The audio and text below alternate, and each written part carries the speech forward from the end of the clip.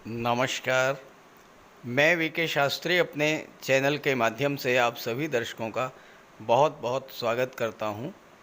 आज के वीडियो में हम बात करेंगे जून 2024 वृषभ राशि के जातकों के लिए किन किन खुशियों की सौगात लेकर आ रहा है, क्या रहेगी ग्रहों की स्थिति और हम क्या कर सकते हैं ग्रहों को अपने अनुकूल करने के लिए।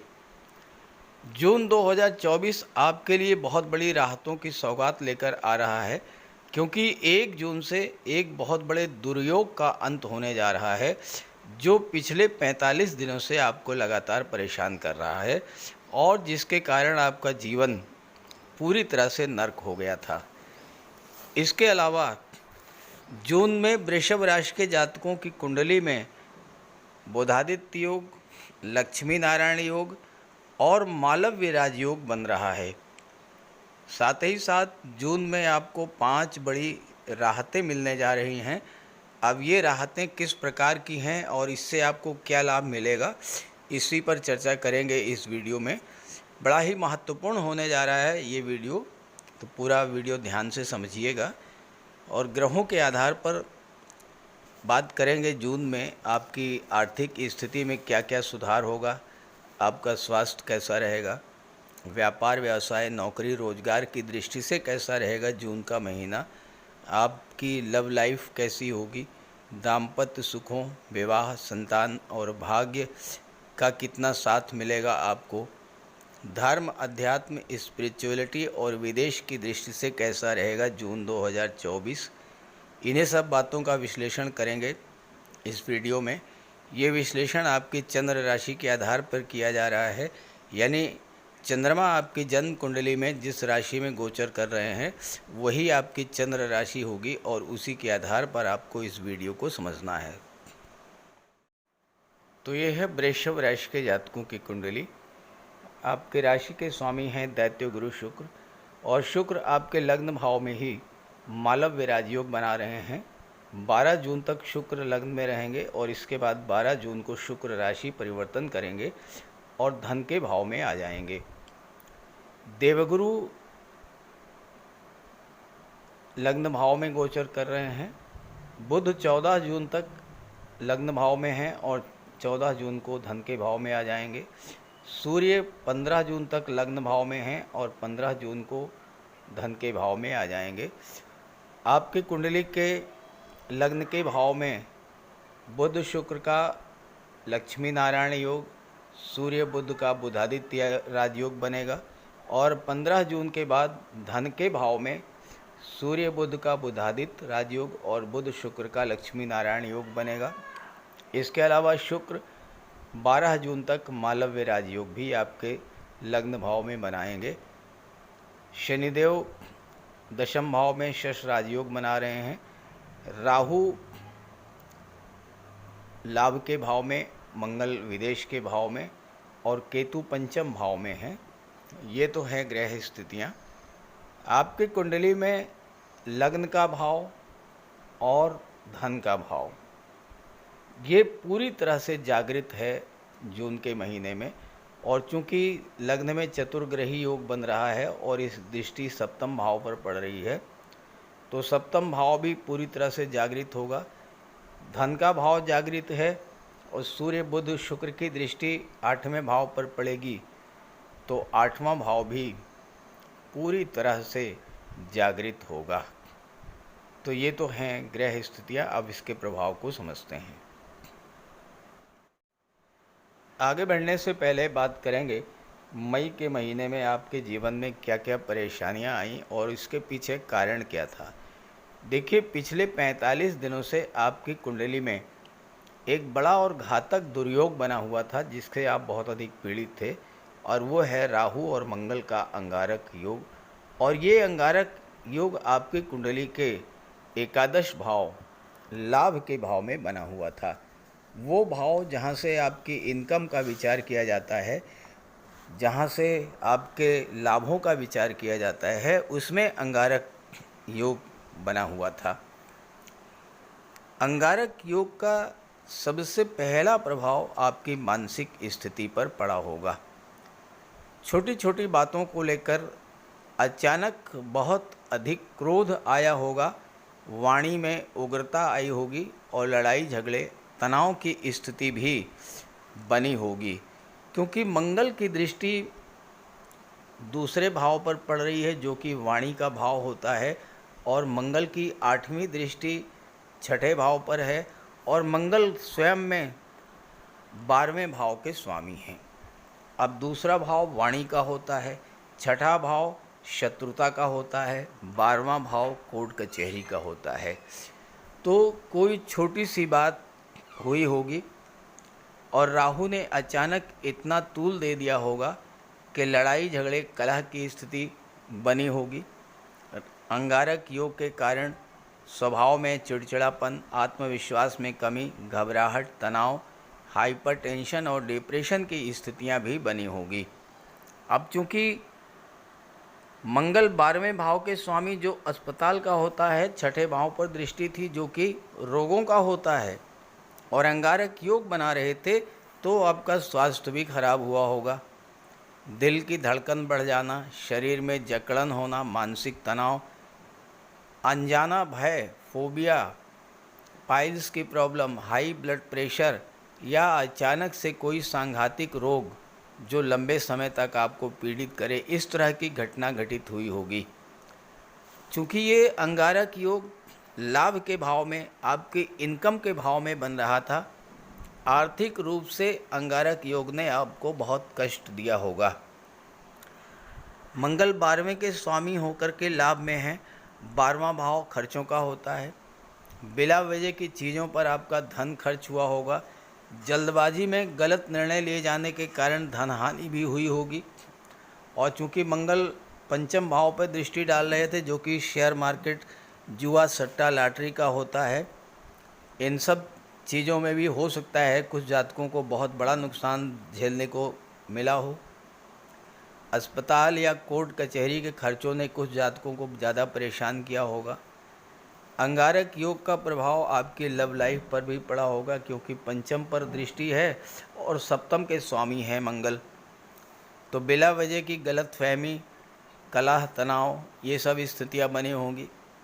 कार्यस्थल पर भी बॉस या सीनियर से मतभेद हुआ होगा। माता पिता, संतान से भी संबंध हो सकता है ख़राब हुआ हो, और ये भी हो सकता है कि प्रॉपर्टी को लेकर कोई विवाद हुआ हो। तो कमेंट करके बताइएगा अगर ऐसा कुछ हुआ हो। अब आइए इसके प्रभाव को समझते हैं।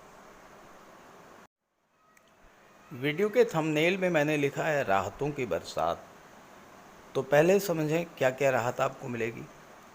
देखिए, 1 जून को मंगल राशि परिवर्तन करेंगे और अंगारक योग का प्रभाव समाप्त हो जाएगा। मंगल आ जाएंगे अपनी ही राशि मेष राशि में, और राहु रहेंगे मीन राशि में। तो एक तो ये राहत मिली आपको अंगारक योग से। दूसरा, देवगुरु अस्त चल रहे हैं और 3 जून को गुरु उदित हो जाएंगे, तो गुरु अपना शुभ फल देना प्रदान शुरू करेंगे। ये आपको दूसरी राहत मिली।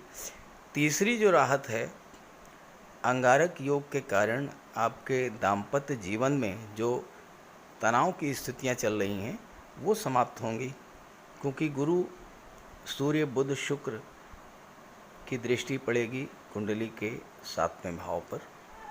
7वां भाव एक्टिवेट होगा।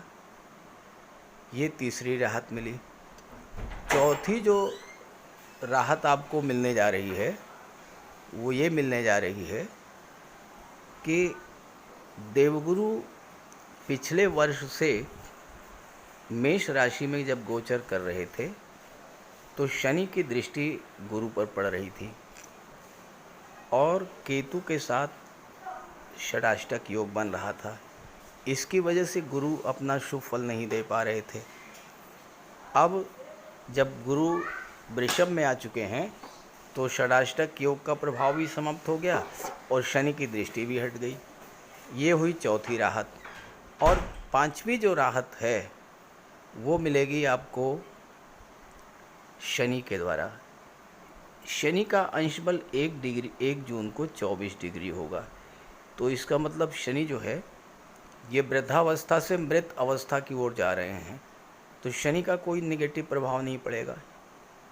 ये राहतें आपको मिलने जा रही हैं जून से। अब इसके प्रभाव को समझें।